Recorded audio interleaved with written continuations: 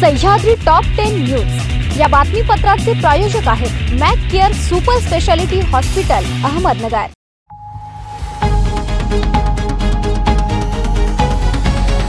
नमस्कार, मी साक्षी, न्यूज 24 सह्याद्रीमध्ये तुमचं स्वागत। पाहूया अहिलानगर जिल्ह्यातील महत्त्वपूर्ण बातम्यांचा आढावा सह्याद्री टॉप 10 मध्ये। पालकमंत्री राधाकृष्ण विखे पाटील यांनी जिल्ह्यात एकल महिलांसाठी सुरू केलेल्या उपक्रमाचे कौतुक करून महिला व बाल कल्याण मंत्री अदिती तटकरे यांनी अंमलबजावणीची माहिती जाणून घेतली। एकल महिलांच्या उत्कर्षासाठी अहिलानगर जिल्ह्याने विशेष पुढाकार घेतला।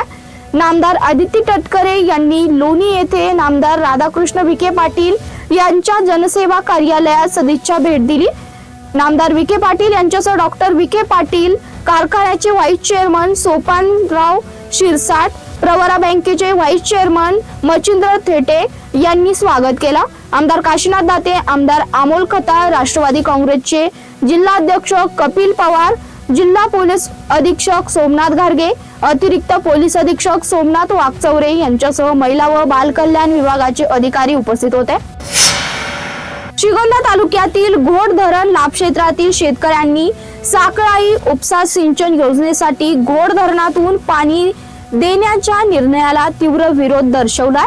या प्रस्तावामुळे घोड लाभ क्षेत्रातील शेतकऱ्यांमध्ये तीव्र चिंतेचं वातावरण निर्माण झालं असून या पार्श्वभूमीवर सोमवारी श्रीगोंदा येथे शेतकऱ्यांची बैठक घेतली। या बैठकीत परिसरातील शेतकऱ्यांनी मोठ्या संख्येने उपस्थित राहून आपली भूमिका स्पष्ट केली। घोड धरणातील उपलब्ध पाणी साठा आधीच अपुरा असून सध्याच्या परिस्थितीत बाहेरील योजनेस पाणी वळविला स्थानिक शेतकरी पिकाचे उत्पादन आणि पिण्याच्या पाण्याचा प्रश्न गंभीर होण्याची शक्यता व्यक्त केली। शेतकऱ्यांनी सांगितलं की घोड लाभ क्षेत्रातील हजारो हेक्टर शेती या धरणावर अवलंबून आहे। जर साकळाई उपसा सिंचन योजनेस पाणी देण्यात आलं तर स्थानिक शेतकऱ्यांचं मोठं नुकसान होईल आणि भविष्यात दुष्काळजन्य परिस्थिती निर्माण होऊ शकते।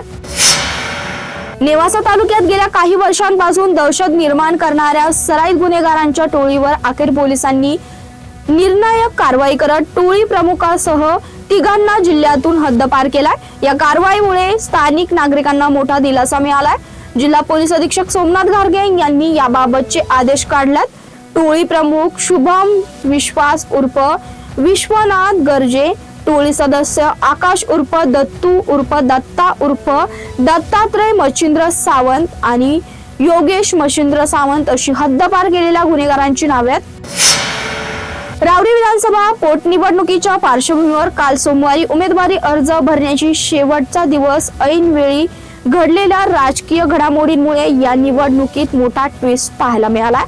भाजपाकडून दिवंगत आमदार शिवाजीराव कर्डिले यांचे पुत्र अक्षय कर्डिले यांना उमेदवारी देण्यात आली असताना त्यांच्या विरोधात राष्ट्रवादी काँग्रेसच्या शरदचंद्र पवार गटाकडून माजी मंत्री प्राजक्त तनपुरे हे रिंगणात उतरणार असल्याची जोरदार चर्चा होती।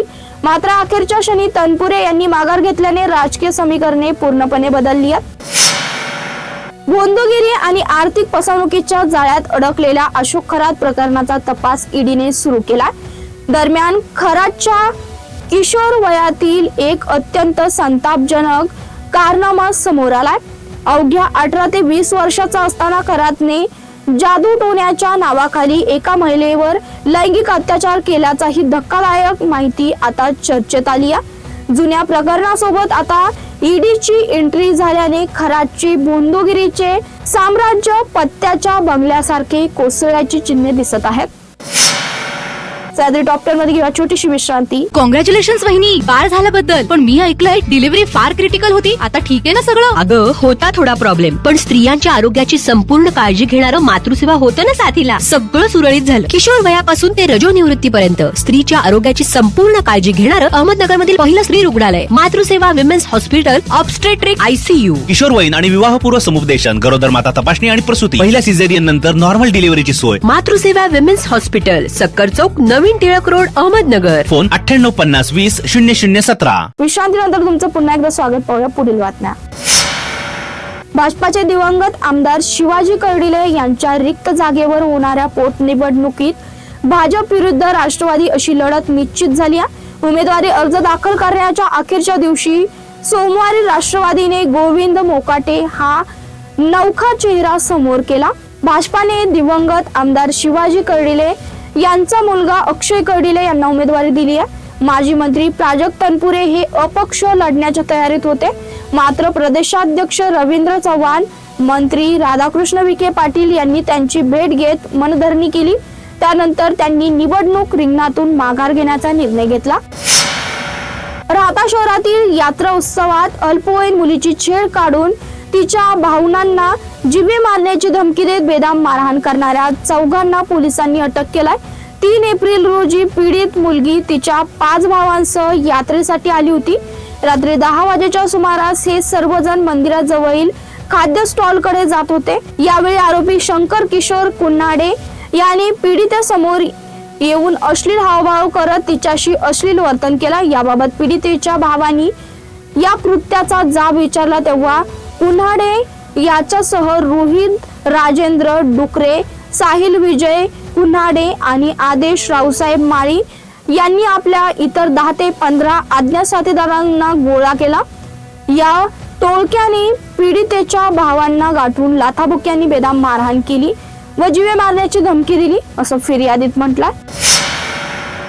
जनावरांसाठी गव्हाचा भुसा ट्रॅक्टर मध्ये भरून घरी परतत असताना 2 भावासहित एका डॉक्टरवर बिबट्याने हल्ला केल्याची धक्कादायक घटना रविवारी सायंकाळी घडली। या हल्ल्यात 3 जखमी झाले असून त्यांच्यावर गुलेवाडी येथे उपचार सुरू आहे। आश्वी बुद्रुक येथे संदीप सखाराम खेमनर हे आपल्या 2 पुतण्यांसह प्रवरा डाव्या कालव्याजवळील शेतातून गव्हाचा भुसा ट्रॅक्टर मध्ये भरून रविवारी सायंकाळी सुमारे 7:45 वाजेच्या सुमारास घरी जात असताना रेडी नाला प्रवरा डाव्या कालव्याजवळील जलसेतू जवळून जात असताना अभिजित केशव खेमनर व सार्थक सुनील खेमनर हे दुचाकीवरून जात असताना अचानक बिबट्याने त्यांच्यावर झडप घालत प्राणघातक हल्ला केला। श्रीगोंदा येथील राज्यातील गॅस टंचाईच्या विरोधात वंचित बहुजन आघाडीने तहसीलदारांना निवेदन दिलंय। सिलेंडरसाठी लागणाऱ्या लांबच लांब रांगा, गॅसचा काळा बाजार आणि वाढलेल्या दरामुळे नागरिकांचे हाल होत असल्याचा आरोप करण्यात आलाय।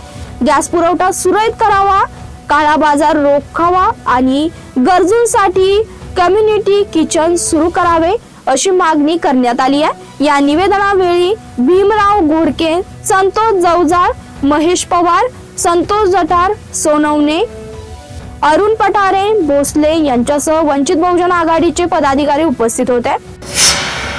आगामी जनगणना 2027च्या पार्श्वभूमीवर अहिल्यानगर येथे institute of hotel management and catering technology येथे जिल्हास्तरीय प्रशिक्षण सुरू झालं। यावेळची जनगणना कागदरहित व डिजिटल पद्धतीने होणार आहे।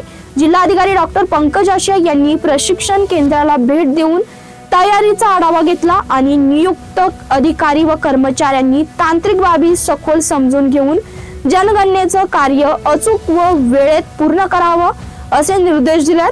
त्यांनी प्रशिक्षणार्थी अधिकाऱ्यांशी संवाद साधून मार्गदर्शन केलं।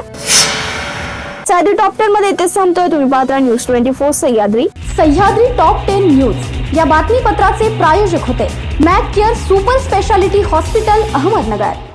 शब्दांचं सामर्थ्य, विश्वसनीयतेची उंची, न्यूज 24 सह्याद्री।